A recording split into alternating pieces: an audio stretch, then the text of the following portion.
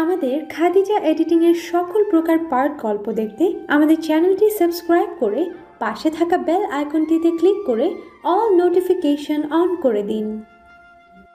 এটা তেতো না খাওয়ার বাহানা তোমার হানি, শেষ করো, দেখি মুখ খোলো। পৌষ খাবে না। জোর করে যখন লাভ হলো না তখন তৌসিফ নিজে এক চুমুক খেলো, পৌষের দিকে তাকিয়ে বলল, নাও খেলাম আমি, কোনো তেতো না এটা, 5 বছর ধরে জোশ খাচ্ছি এটা আমি, কখনো তেতো লাগেনি। অসহায় চোখে তাকালো পৌষ, যা দেখে জোর করার সাহস পেল না তৌসিফ। বউটার শরীর খারাপ, একটু একটু আবার আশা আছে তাদের, টেস্ট করাতে হবে কিটা নিয়েছে তৌসিফ। কথাটা ভাবতে বুকটা কেমন দুরু দুরু করে, কেমন হাত পা ঝিমঝিম লাগে, অসহ্য এক যন্ত্রণার অনুভূতি। তৌসিফের বহু বছরের শখ বাবা হওয়া, বাচ্চা কাচ্চা তার কাছে অতি প্রিয়। খেয়ে ওরা উঠতেই পৌষ বুয়াদের বুঝালো কি কি রান্না করতে হবে। পৌষ নিজে একপথ করবে, সবই ঠিক ছিল তখনও। রুমে ঢুকতেই পৌষ দেখলো তৌসিফ মনোযোগ দিয়ে কিছু পড়ছে, গোলাপি আর সাদা রঙের কিছু তার কাছে। পৌষ দূর থেকে বুঝতে না পেরে জিজ্ঞেস করলো, কি এটা? Good news. থতমত খেয়ে গেল পৌষ। 2 লাফ দিয়ে তৌসিফের কাছে এসে গলায় ঝুলে যেতেই তৌসিফ ওর কোমর জড়িয়ে ধরে এক হাতে ব্যালেন্স পায় পৌষ। পিটপিট করে তৌসিফের চোখে তাকিয়ে বলল, আপনাকে সুন্দর লাগছে। তৌসিফ গভীর দৃষ্টি ফেলে তাকালো, কণ্ঠে একরাশ ভালোবাসা ঢেলে দিল অবলীলায়, জানালো লহুস্বরে, তোমাকে সবসময় সুন্দর লাগে পুশরাত, আমার তোতা পাখিটাকে আমার কাছে বেশ লাগে দেখতে। তোমার নাক, মুখ, গলা, কান সব ভালো লাগে, তোমার প্রতিটি কথা ভালো লাগে। এই যে গলায় ঝুলে আছো, বিশ্বাস করো হানি, আমার বুকের ভেতর সুখ লাগছে। পৌষ তৌসিফের কাঁধে মুখ লুকালো। তৌসিফ ওর চুলের ভাঁজে হাত গলিয়ে দিল, শান্ত স্বরে বলল, এখন চেক করবে? ভয় লাগে তো। কেন? যদি হয়ে যায়? হলে হবে, তুমি চাও না? আপনি যেটা চান আমিও সেটা চাই। তাহলে ভয় কেন হানি? বিশ্বাস নেই তোমার আমার উপর? এই প্রশ্নের প্রেক্ষিতে মাথা তুলল পৌষ। তৌসিফের ওষ্ঠে নিজ থেকে ভালোবাসা দিল এক রত্তি, বলল, আপনি জানেন পৃথিবীতে আমার কেউ নেই, যার বাবা মা নেই তার কেউ নেই, সেই হিসেবে আমারও কেউ নেই। চাচারা ভালোবাসে, সবাই আদর করে, হিমু ভাই থেকে নিয়ে ছোট্ট ইনি মিনিও ভালোবাসে আমায়, আমিও ভালোবাসি ওদের। আমার ভাই বোনদের ভালোবাসা স্বার্থহীন, কিন্তু চাচাদের বুঝি না। আচ্ছা, ইনি মিনি বা পিহা যদি আমার জায়গায় হতো তাহলে কি এভাবে বানের জলে ভাসিয়ে দিত? দিত না তো। আমি কেন, সবাই জানে দিত না। শুধুমাত্র পৌষ এতিম বলে দিয়েছে, ভেবেছে বড়লোক মানুষ, টাকা দিয়ে সুখী রাখবে আমাকে। এটা কিন্তু নিজেদের ক্ষেত্রে ভাবতো না। এখানে আপনি আমাকে যদি এতটা ভালো না বাসতেন তাহলে আজকের পৌষ রাত এভাবে আপনার বুকে থাকতো না। ঠেলায় পড়ে সংসার ঠিকই করা হতো, কিন্তু সুখটা পেতাম না। আপনার ভালোবাসার কাছে আমরণ কৃতজ্ঞ থাকবো আমি। আর আপনি কি না জিজ্ঞেস করলেন বিশ্বাস করি নাকি? তৌসিফের মনে হলো ওর কণ্ঠনালীকেও চেপে ধরেছে। পৌষের মনে অসংখ্য প্রশ্ন, যার উত্তর তৌসিফ এখন দিতে চায় না। শুধুমাত্র ওর চাচাদের এই সিদ্ধান্তের জন্য তৌসিফ এটাও চায় না পৌষ যাক ওই বাড়ি। চাচারা স্বার্থ তো দেখেছে, নিজেদের মেয়ে হলে অবশ্য দেখতো না, কিন্তু এখানে সবচাইতে বড় হাত তো ছিল তৌসিফের। ও জানে পৌষ এখন সত্যি মিথ্যা যাই জানুক না কেন তৌসিফকে ছাড়তে পারবে না। সেই ভয় তৌসিফ কোনো কালেই পেত না। মাঝপথে আদিত্যর সাথে ঘটা ব্যাপারটা ওর আড়ালে ছিল। তৌফিক যে কাজটা ইচ্ছে করে করেছে সেটাও জানে তৌসিফ, তবুও দাঁতে দাঁত চেপে হজম করেছে ব্যাপারটা। তৌসিফ পৌষের কপালে কপাল ঠেকালো, বিমুগ্ধ চাহনি দিয়ে জিজ্ঞেস করলো, আমাকে বিয়ে করে পস্তাচ্ছ না তো? পৌষ ফিক করে হেসে ফেলল, ঘাড় নাড়িয়ে মাথা ঝাঁকালো। তৌসিফের গাল চেপে ধরে চটাস করে গালে চুমু দিয়ে বলল, পাগলা কুত্তা কামড়েছে আমায়? না তো। তাহলে পস্তাবো কেন? আমার জামাই হলো নাম্বার 1 শাকিব খান। বলি না এটা আমি? বলুন। কেন বলি? কারণ আমি আপনাকে ভালোবাসি। তাই বলে শাকিব খান? হ্যাঁ তো, কেন ভালো লাগে না? ওহো পুশরাত, ভালো উদাহরণ দিতে। ও মা, কাকে টেনে আনবো উদাহরণ দিতে? সাকিব খান খালি ছিল তাই তাকে টেনে আনলাম। খালি ছিল মানে? বউ নাই একটাও, তাই সে ফ্রি। তৌসিফ ফোঁস করে শ্বাস ফেলল। তুমি এত দুষ্টু হানি? মোটেও দুষ্টু না আমি। আচ্ছা, এবার বলো, ভালোবাসো? হায় কপাল, ভালোবাসি এটা কেন বলবো? আপনি হলেন আমার কলিজার টুকরো। ছাই দিয়ে কই মাছ ধরা গেলেও তো জামাই তো ধরা যায় না। আপনি আমার ধরা খাওয়া জামাই, জানের জান, পরাণের পরাণ, আমার কাতুকুতু লুতুপুতু পুতুপুতু জামাই আপনি। এই দেখুন, আমার বুক ভরা কত ভালোবাসা আপনাকে। সারাক্ষণ বুকটা শুধু তৌসিফ তালুকদার বলে রাখতে থাকে। এই থমকাই থামেই না। এক নাগারে কথাগুলো বলল পৌষ।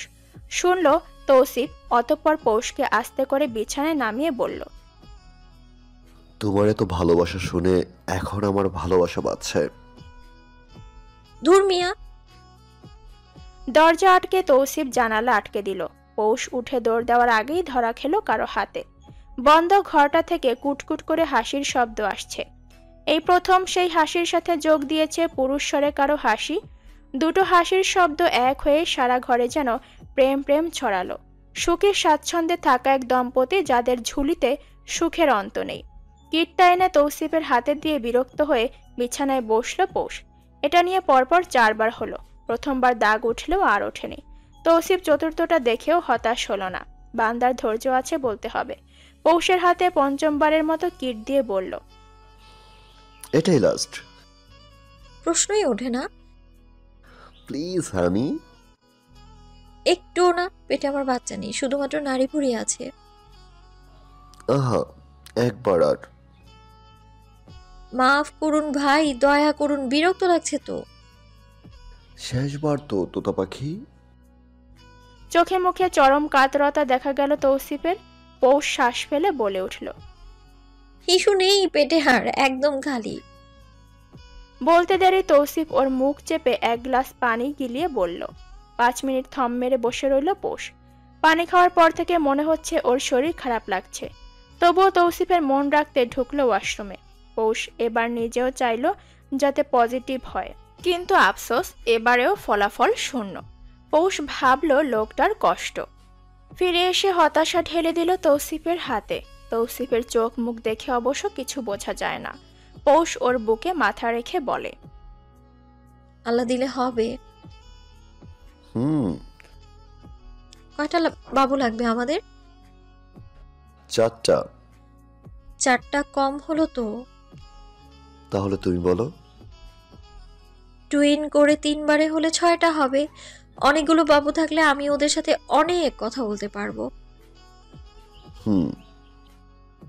তৌসিফের কপালে ভাঁজ দেখা গেল। পৌষের কপালে হাত রাখতেই দেখলো অসম্ভব গরম হয়ে আছে। ওকে কিছু বলার আগেই চোখ মুখ লাল করে বমি করে দিল পৌষ। এমার্জেন্সি টেস্ট করিয়ে ডেঙ্গু ধরা পড়ল। অবস্থা হঠাৎ করে যেন বেশি খারাপ হয়ে গেল। ভর্তি রাখা হলো পৌষকে। ওর কিছু মেডিকেল রিপোর্টের জন্য হেমন্তকে ফোন করে তৌসিফ তখনই শুনতে পায় শ্রেয়া পা পিছলে পড়ে গিয়েছে। পৌষ শুনেই ছটফট করে উঠল। ফোন ধরেছিল জ্যৈষ্ঠ। ও জানালো বাসায় কেউ নেই। অগত্যা চৈত্র আর জ্যৈষ্ঠ রিপোর্ট খুঁজে নিয়ে আসছে। পৌষের বমি বেড়ে গেল হঠাৎ। স্যালাইন দিতেই কেঁদে যাচ্ছে ও। ও থেকে থেকে মাথা ঘুরছে কিনা তৌসিফের। ও শুধু পৌষের হাত ধরল, ভেজা চোখে দেখলো পৌষকে, ডাকলো করুণ স্বরে, হানি। বাসায় যাব। হ্যাঁ যাবো তো, আজ থাকতে হবে। না না প্লিজ, আমায় নিয়ে চলুন, ভালো লাগছে না। কোনো মতে কথাটুকু বলেই জ্ঞান হারালো পৌষ। তৌসিফ যেন দিক বিদিক শূন্য হলো। ডাক্তারদের দিকে হুড়তাড় করাতে লাগলো। ওর চিল্লাপাল্লাতে অবশ্য ডক্টররা তাড়াহুড়ো করতে লাগলো। চৈত্র আর জ্যৈষ্ঠ ফাইল আনতেই না দেখানো হলো ডক্টরকে। এদিকে একাধারে তৌসিফের ফোন বেজে যাচ্ছে। রিসিভ করতে কপাল কুঁচকে গেল তৌসিফের। ওর জাহাজের শিপমেন্টে করে মাদকদ্রব্য পাচার হয়েছে। তৌসিফ যেন আকাশ থেকে পড়ল। মামলা করা হয়েছে। 1 নাম্বার আসামি স্বয়ং তৌসিফ তালুকদার। ওপাশ থেকে সমান তালে বলে যাচ্ছে, ভাই আপনাকে লুকাতে হবে, অন্তত প্রমাণ হওয়ার আগ পর্যন্ত। আমি হাসপাতালে। ভাই, সময় নেই। তৌসিফ ফোন কাটলো। অন্যরা কল করছে ওকে। এই মুহূর্তে থমকে গেল তৌসিফ। আগের হলে কথা ছিল না, কিন্তু এখন ওর একটা পৌষরাত আছে। চোখ বুজে নেয় তৌসিফ। ও জানে সরাসরি অ্যারেস্ট হবে এখন। এই কাজ যেই করেছে বুঝে শুনে করেছে। দল করা ছেড়েছেও বহু আগে। তাই সেই ক্ষমতা কোনোভাবেই দেখাতে চায় না তৌসিফ। হসপিটালে থাকা যাবেই না। এই মুহূর্তে সবটা পরিকল্পনা করে নেয় তৌসিফ। ডক্টরের কেবিনে ঢুকে সোজা জানায়, বাসায় ট্রিটমেন্টের ব্যবস্থা করুন, সাথে পার্মানেন্ট নার্স দিন, কোনো প্রকার ত্রুটি চাই না। জি স্যার। টাকা কথা বলে, এটা অবশ্য সত্যি। এই যে টাকা দিয়ে বউকে চিকিৎসা করাচ্ছে তৌসিফ, বউ শুধু বমি করছে আর তৌসিফকে চাইছে। কেন যে এত কাঁদছে তৌসিফ বুঝে উঠতে পারছে না। ওকে বুকে নিয়ে বসে আছে। ওইদিকে সমান তালে ওর লোকজন পুলিশের দিকটা সামাল দিচ্ছে। তৌফিক আর তৌহিদ ও ব্যস্ত ভাইকে নিয়ে। তারা বারবার পালাতে বলছে, কিন্তু তৌসিফ বউ ছেড়ে নড়বে না। বুকে থাকা অর্ধচেতা পৌষ বলে উঠল, পানি। হানি, পানি। তৌসিফ এটা বলেই পাশ থেকে গ্লাস ভর্তি পানি নিল। পৌষের ঠোঁটে দিতেই পুরো গ্লাস খেলো ও। তৌসিফ জিজ্ঞেস করলো, আরেকটু খাবে? আরেক গ্লাসের অর্ধেক খেলো পৌষ। গলা শুকিয়ে কাট তৌসিফের। নিজে বাকিটুকু গিলে নিতেই পৌষ কাতরায় ওর বুকে। বসে পৌষকে বুকে নিয়ে চিৎকার করে নার্সকে ডাকে তৌসিফ। নার্স দুজন ছুটে আসে। পৌষকে তৎক্ষণাৎ ইঞ্জেকশন পুশ করা হলেই ও ঘুমিয়ে যায়। তৌসিফ ওর কপালে চুমু খায়, গালে চুমু খায়। সকলের আড়ালে চোখ ছাপিয়ে 2 ফোঁটা পানি পড়ে। কানে মুখ লাগিয়ে বলে, তোমার তৌসিফ খারাপ কাজ করেনি পোশরাত। আমার জান, আমার উপায় নেই এখন। আমি যদি না যাই তাহলে ওরা বাসায় চলে আসবে। তোমাকে তখন জঘন্য পরিস্থিতিতে পড়তে হবে। ভরসা রেখো, আসবো আমি, ফিরে আসবো তোমার হয়ে। তোমার প্রেম সুধা পাওয়া আমার আজও বাকি। তৌসিফ কালো হুডি লাগিয়ে বেরিয়ে পড়ে। সময়টা তখন সন্ধ্যা। বাইরে তুমুল বৃষ্টি শুরু হলো। তৌসিফের গাড়ি রওনা দিল চট্টগ্রামের উদ্দেশ্যে। মাথায় এক ভোঁতা যন্ত্রণা নিয়ে চোখ খুলল পৌষ। এদিক ওদিক তাকিয়ে খুঁজছে তৌসিফকে। দুর্বল হয়ে ডাকেও 2 বার। সারা শব্দ নেই। নার্স দুজন ওকে মেডিসিন দিতে চাইলেই পৌষ খিটমিট করে। কোনো মতে উঠে দাঁড়ায়। টলতে টলতে মিনুকে ডাক দিতে নিলে মিনুর চিৎকার শোনা যায়। ড্রয়িং রুমে তাকায় পৌষ। টিভিতে দেখা যাচ্ছে তৌসিফকে। পৌষ বোঝে না। হেডলাইনে উঠে আছে, মাদকদ্রব্য পাচারে ধরা খেয়ে চট্টগ্রাম পালাতে গিয়ে আটক সাবেক মন্ত্রী ও বিশিষ্ট ব্যবসায়ী তৌসিফ তালুকদার। পৌষ ঠিক এটাই দেখল। সাংবাদিকও এটাই বলছে। মৌমাছির মতো তৌসিফের চারপাশে মানুষ, যারা ওকে ছাড়বে না পুলিশের কাছে। হাতে হ্যান্ডকাফ তোলার সাহসও পুলিশের হয়নি। পৌষ সেই মানুষটার দিকে তাকিয়ে ঢলে পড়ে মাটিতে। তীব্র হাহাকার করে ওঠে বুকটা। মাথাটা গিয়ে লাগলো ঠিক সেলফের কোণায়। রক্তের স্রোত বইল সেখান দিয়ে।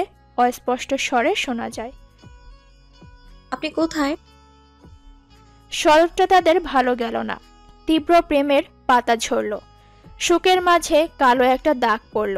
যেই দাগ থেকে এত সুন্দর চাঁদ মুক্তি পেল না, সেই দাগ বুঝি তৌসিফ পৌষকে ছাড়ে। অসীম প্রেমে তো জ্বালা হবেই।